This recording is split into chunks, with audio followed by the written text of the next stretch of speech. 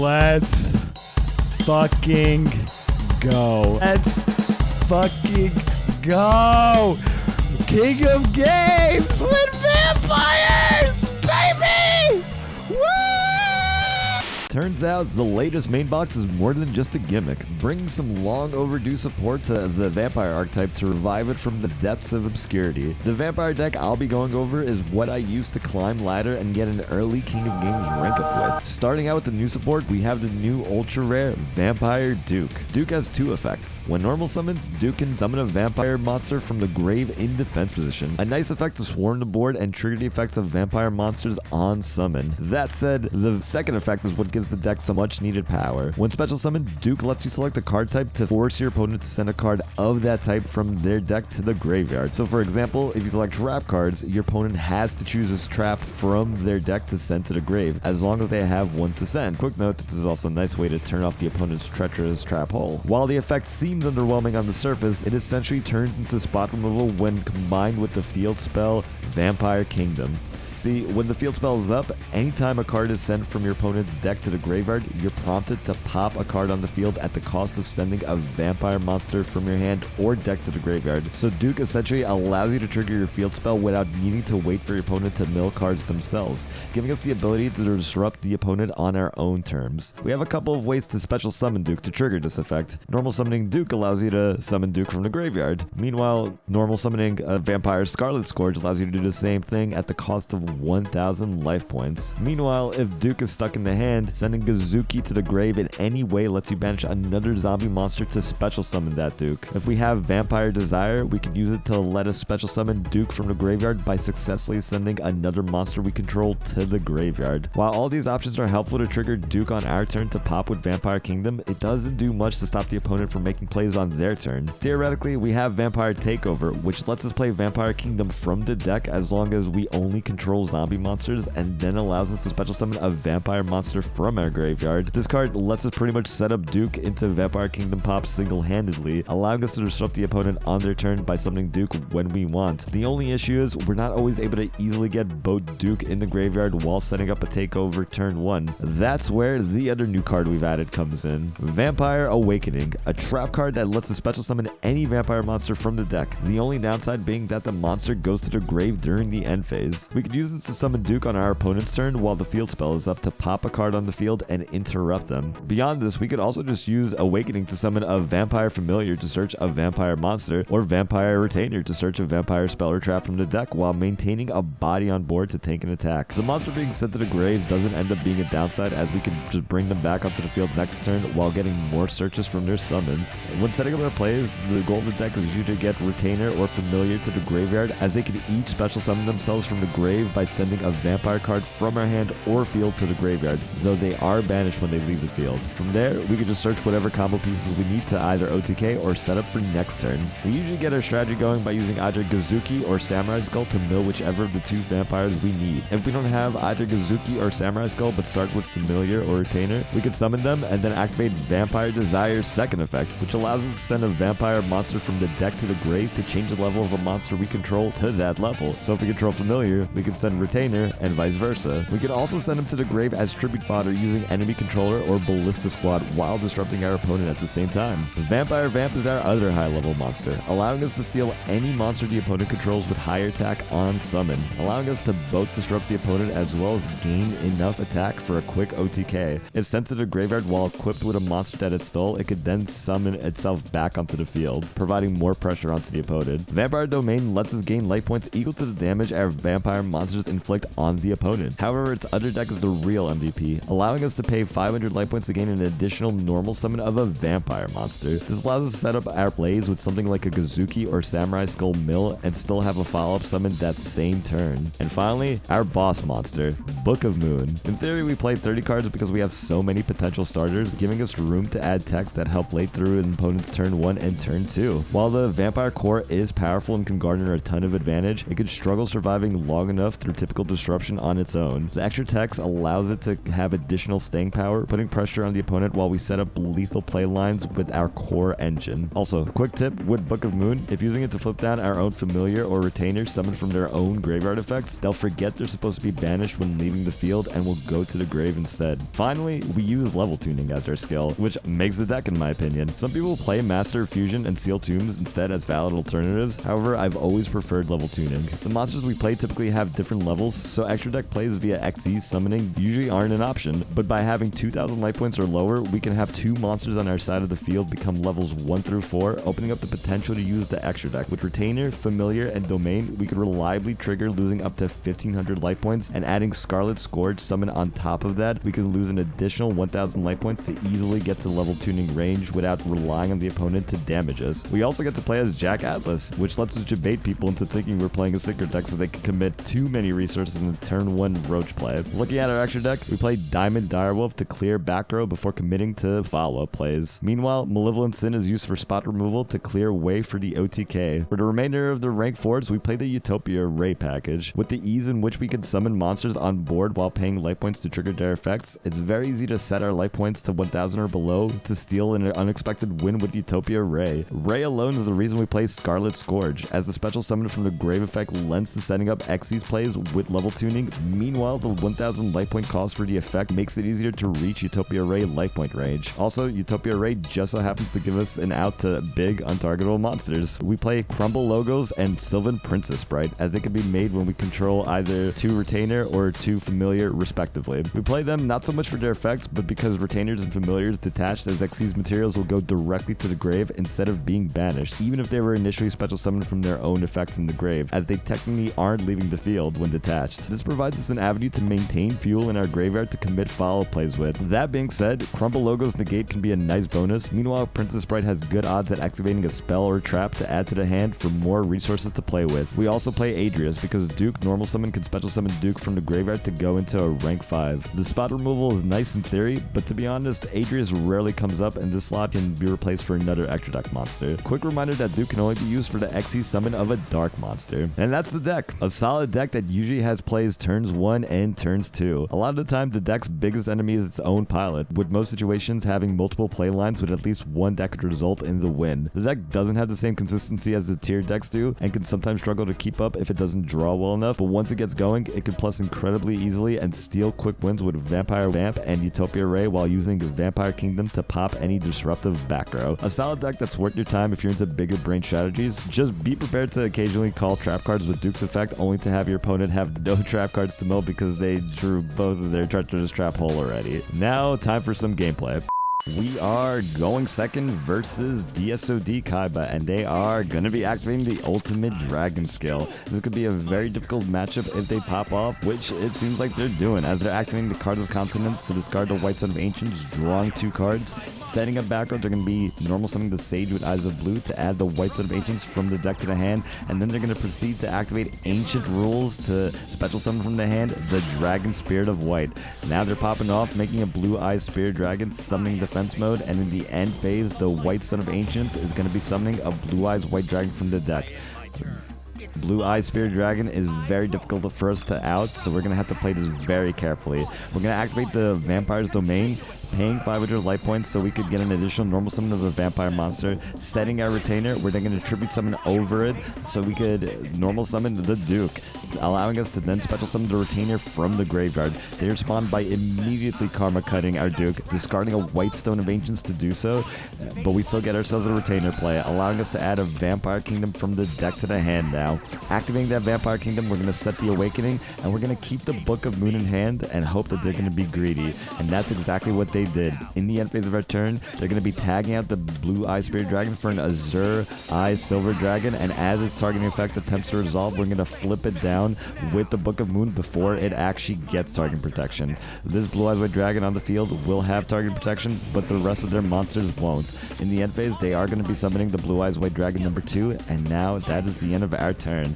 Our board does seem a little underwhelming, but this is where playing 2 Duke does come in handy. As they flip up the Azure Eye Silver Dragon. They're going to kill our Retainer, and then they're going to attempt to attack for 3k with the blue eyes on the right. That's still targetable. We're going to respond with Vampire Awakening, summoning Duke in attack mode. Attack mode just so we can take a little bit extra damage, just in case we need it for Utopia Ray plays. We're going to select spell cards just in case they don't have a lot of trap cards, forcing them to mill their cards of consonants. Milling our own familiar with the field spell so we can pop the blue eyes to the right, and then they're going to go ahead and attack our Duke with the blue eyes to the left, dealing 500 to us and ending their turn. We're going to rip into Samurai Skull, and now we're game. And as we pay 500 more light points with the effective domain for an additional normal summon, we could Utopia Ray, but we're going to go for some more classic plays. Sending that domain to the graveyard after activating its effect, we're going to special summon the Retainer so we can add Takeover from the deck to the hand. Then we're going to activate Familiar's effect so we could send that Takeover to the graveyard, summoning the Familiar so we could add Vampire Vamp from the deck to the hand. Then we're going to tribute over both monsters so we could normal summon the Vamp, stealing the Blue Eyes White Dragon that can now be targeted, gaining the attack equal to the Blue Eyes' attack. We're now at 5k plus 500 thanks to the field spell. Normal summoning the Samurai Skull just because we can, milling a Familiar, attacking into the Blue Eyes, Azure Eyes Silver Dragon, dealing a whole lot of damage and attacking for gain with the Samurai Skull, and that is GG. We are going first versus Quattro, and we know we had to show off a match of the new box deck versus the other new box deck. So I'm going to assume this is Gimmick Puppets. As per usual, we're going to be summoning the Samurai Skull over to Gazuki just because we know that a deck like Gimmick Puppets could have a lot of potential spot removal. So at least we have a way to float if they try to remove the Samurai Skull from the field via a card effect. So we're going to go ahead, mill the Retainer, then activate Retainer's effect so we could discard the Desire, special summoning the Retainer in defense position.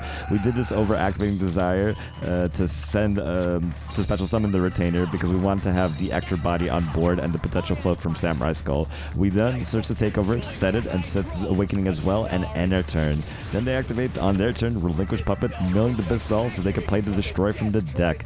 Banishing the Bisdoll so now their Gimmick Puppet monsters have targeting protection.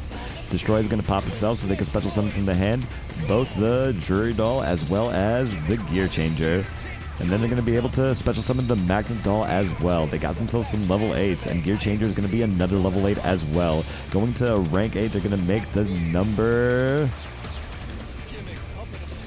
40 Gimmick Puppet of Strings, detaching so they can put a string counter on all other monsters on the field. Then they're going to activate Druid Doll's effect to banish the Destroy to special summon back that Druid Doll, making another rank 8. Number 15 Gimmick Puppet Giant Grinder is here. We do have one special summon monster, so they could potentially pop that. Double back row setting, they're going to go ahead, detach with Giant Grinder to pop our Retainer. Then they're going to go into the attack of the Samurai Skull with the strings, to which we're going to respond with Takeover, playing the Vampire Kingdom from the deck. No vampires in our graveyard, so we can't summon any, but doesn't matter because we have the Vampire Awakening to special summon the Vampire Duke from the deck. Duke is going to allow us to declare spell cards, forcing them to mill their advanced draw, so we could then activate Kingdom to pop one of their back row, popping the Book of Moon while milling the Familiar. They decide to attack the Duke, even though the Duke was going to die anyway. They probably could have just done more damage by killing the Samurai Skull, but this ended up being to our benefit because now we have an extra monster. We probably could have declared Trap, and that probably would have been smarter, but I was afraid that they might have been one of those Gimmick Puppet players that didn't have like traps, maybe played like Concentrate Card instead. But regardless, we go ahead and summon our Gazuki, mill Retainer, and we go into rank 4 before doing anything else. Diamond Direwolf is here, summon defense mode. Diamond Direwolf is going to detach Samurai Skull so it could pop itself to pop their last back row, and it was indeed a treacherous trap hole. Since Gazuki was technically sent to the graveyard, we could then banish that Samurai Skull to then special summon the Scarlet Scourge, allowing us to pay 1,000 life points to special summon the Duke, to then activate its effect to force him to send a monster, this time the Bisque, which is going to allow the Kingdom to then pop a card in the field by milling our Retainer, or Familiar rather.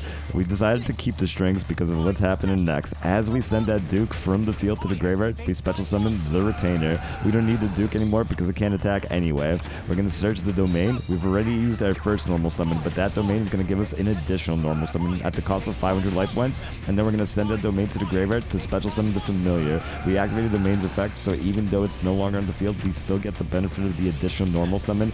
We tribute the Familiar and Retainer to normal summon that search Vampire Vamp. We also have the potential to Utopia Ray here. We had to play some Vamp plays. We're going to steal that strings, gaining the attack equal to its original attack, so that we could attack for 5,500 attack, and that is game. We are going second versus Loomis and Umbra, and I really wanted to show up this duel just because we ended up going for a very interesting lethal play line that took me probably like almost the whole time we were allotted to be able to even think of. So we got ourselves one of those hands that's not actually playable. Of course, we have those high-level diamond hands, so Scarlet Scourge with no other starters. We're gonna watch as they set a monster and end their turn. So we can only set our bluffs and our Book of Moon and hope we survive as long as we can. So we pass, and they're gonna go flip up their Raikou, non-targetly popping our Vampire Takeover and then milling some cards, milling the Chaos Betrayer, Illumina, and Soul Recharge, then Tribute Setting over that Raikou. Tribute Setting over Raikou, not seeing any Thunder Dragon monsters. I think that's possibly a Stego Cyber, so we're gonna try to play around that. We rip it to Samurai Skull, milling the Retainer, flipping up our Bluff Domain, activating Domain's effect so we can pay 500 life points, and then activate Retainer's effect so we can send that domain to the graveyard to special summon the Retainer. Since we activated the Domain's effect already, even though it's no longer on the field, we still get the additional summon of a Vampire monster. Now here's the big brain play. We activate Book of Moon to flip down our own Retainer so that it could forget that it was special summoned by its own effect, which means it won't actually leave the field when Tribute summoned over by the Scourge. So we could pay 1,000 life points to then special summon that Retainer back onto the field, which means we're now at level tuning range, turning both the Retainer as well as the Samurai Skull into level 4, so we could go and make a Malevolent Sin.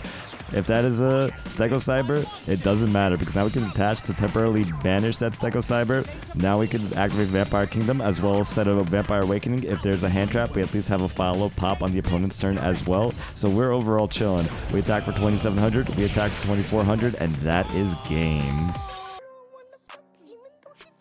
Alright, just wanted to give a quick sneak preview of the fact that this person is Legend 5 because we are going to be playing against somebody's COG rank up match. That is their 4-win streak going into a 5-win streak, attempting to rank up to COG. We are going first, and our turn 1 hand is Dookie. We literally have one playable card, and it is the Book of Moon, and that is it. Everything else is dead because we drew it to a very realistic hand, which is just Scarlet or any level 5 or higher monster, and no other ways to set up plays. So we're gonna just assume this is Cyber Dragons and be sad as they blow through all our back row. We're gonna set everything anyway and pass. They, however, do nothing as well, ending their turn, and so we rip it to Econ, which we can't even set. So we're just gonna end their turn as well. So they're gonna be like, you know what? I just won my COG now. Let's reveal what we're really playing. It is the Lunalights. As they activate Lunalight Fusion to send from their hand Double Martin as well as Emerald Bird, they go ahead and make the Saber Dancer.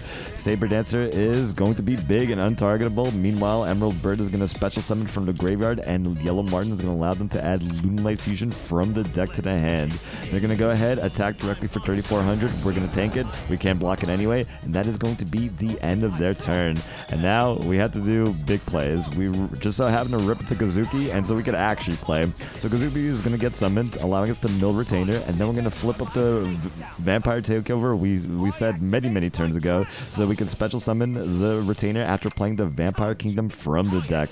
On summon, the Retainer is going to allow us to pay 500 life points so we could add the Vampire Awakening from the deck to the hand, and now we're triggering the level tuning. Level tuning is going to allow us to make both the Vampire Retainer as well as the Kazuki level 4 so that we could go into rank 4, making number 39 Utopia so that we could rank it up into number C39 Utopia Ray. Utopia Ray is going to allow us to detach the Retainer so we could boost by 500 to not targetably reduce the Saber by 1,000. Doing it against, it's not a once per turn effect. We're going to detach the Kazuki, and since the Kazuki was sent to the graveyard, we could banish that Retainer so we could special summon the Scarlet Scourge. Then we're going to detach once again with Utopia Ray so that we could get as much damage as we can, and then we're going to activate Econ to put the Martin in attack position, really just because we don't have enough room to activate it during the battle phase. We're going to go ahead and attack with the Ray into the Saber Dancer. Not quite lethal because of how big they are, but it doesn't even matter because they had the Sphere Kribo anyway. So that's why we summoned the Scarlet Scourge, because if we didn't destroy that Saber Dancer this turn, we would have 100% lost next turn,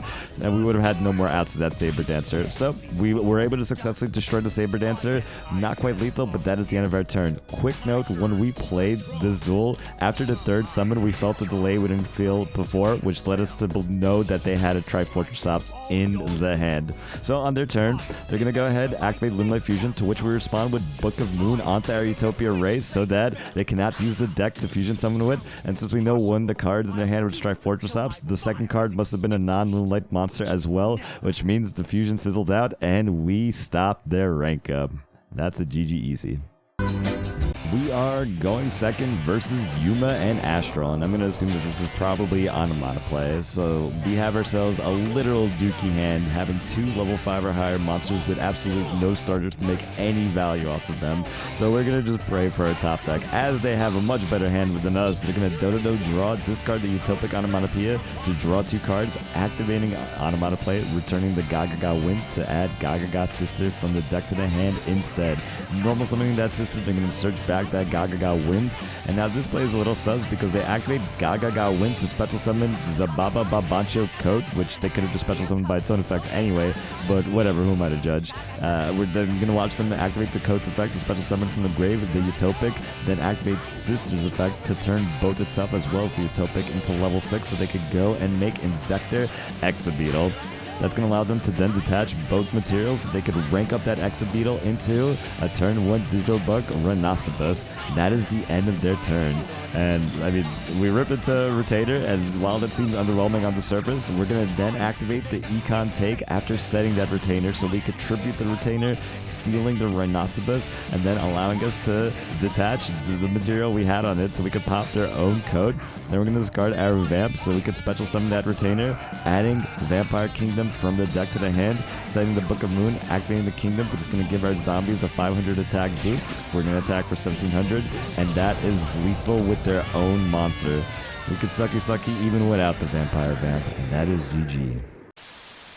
We are going first versus Kite, and now we're already at Cog, but we had ourselves some Cog duels, and you know what, I earned some Cog duels, so we're going to show one of those replays. We have ourselves one of those hands where we don't necessarily have a Gazuki, Awakening, or Samurai Skull play, but we have Familiar with Desire, so that counts as a starter in itself. We summon the Familiar, activating Desire's first effect so we could send the Retainer to the graveyard, turning Familiar into level 2. Then we're going to send that Familiar to the graveyard to special summon the Retainer, allowing us to add the Takeover from the deck to the hand. We set all our back row, the Takeover, the Econ, and the Ballista Squad, and we end our turn.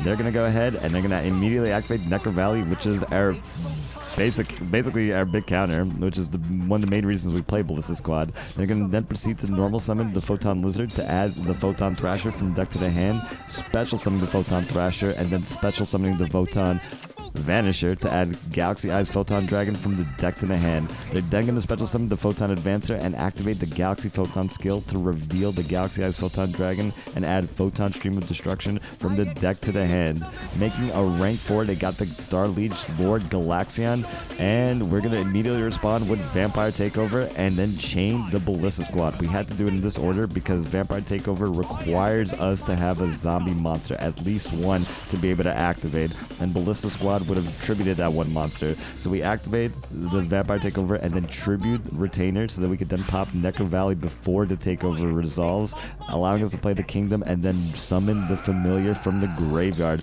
paying 500 life points to allow us to get Retainer added from the deck to the hand. And before they could actually summon the Galaxy Eyes Photon Dragon, we're then going to activate Econ so we could tribute that Familiar to grab their Galaxion, stopping any more plays. And that's the end of their turn.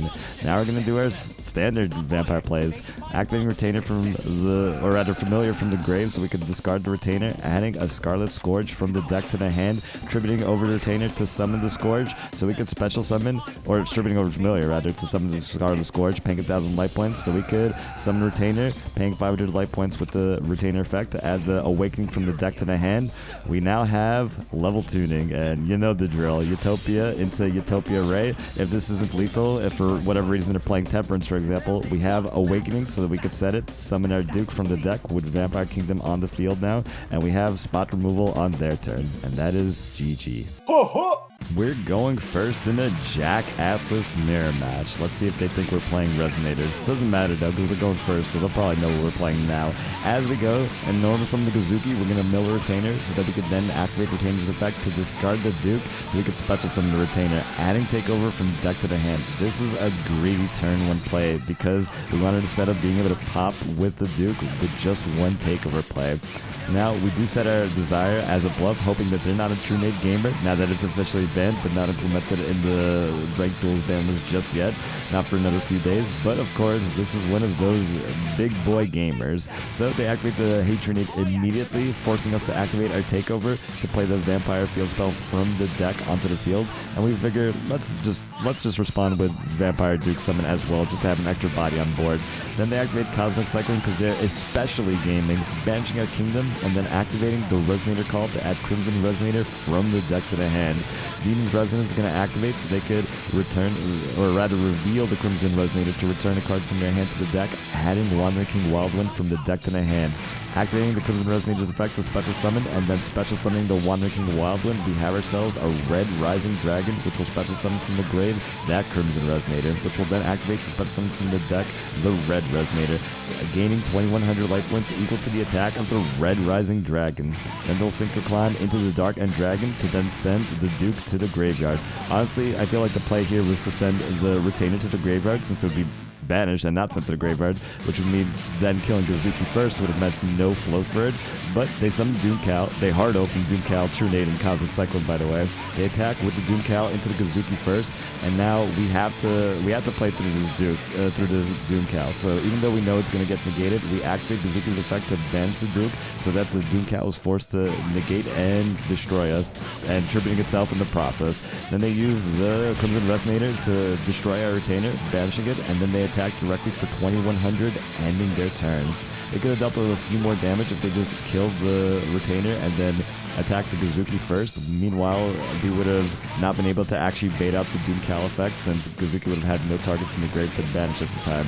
Regardless, we have ourselves Samurai Skull off the top of the deck, activating so we could mill the Retainer and then discard the Familiar with the Retainer's effect, so we could pay 500 life points and add a Vampire Kingdom from the deck to the hand. Then we're going to activate Familiar's effect so we could discard the Desire, special summon the Familiar to add a Scarlet Scourge from the deck to the hand. What we add here isn't really the most important part, it's really just to pay life points and get bodies on the field so we could commit to another Utopia Ray play, level tuning to make both the Familiar and the Retainer be level 4. We're going to make a Utopia and then rank up into Utopia Ray, detaching materials so we can reduce the Dark End's attack, detaching the Retainer, which will not be banished because it's being detached as X's material, same with the Familiar, reducing the Dark End Dragon to 100 and the Crimson Resonator to 0.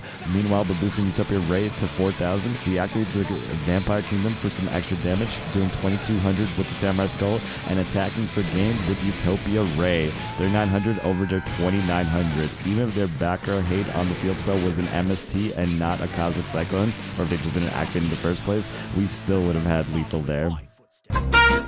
We are going first versus Odeon, and we're going to be assuming this is Trap Nui, so we're going to do an interesting setup here that we usually don't do, and that is we're going to go ahead and normal summon the Samurai Skull so that we can immediately mill the Retainer, and then Retainer is going to discard Retainer to special summon the first Retainer from the graveyard, paying 500 life points so that we could add Takeover from the deck to the hand, and then we're going to be activating the Vampire's Desires so we could select one of our monsters, turn them into level 5 by sending a Vampire Duke from the deck to the graveyard. Since we have Vampire Takeover, we could now special summon that Duke along with having the field spell live so we could have spot removal on the opponent's turn. They're going to go ahead, they're going to have their Samurai Skull as well, milling their Shiranui Spectre Sword, triple back row setting, and then going to the battle phase, destroying our Retainer and dealing some damage to us. We say, alright, it's the end phase now, so we're going to flip up that Takeover, which is going to allow us to play the Vampire Kingdom, meanwhile special summoning the Dukes so that we could declare a card type. You know, we probably should have declared traps here, but we decided to declare monster even though we knew knew that it would set up their solitaire play in the graveyard,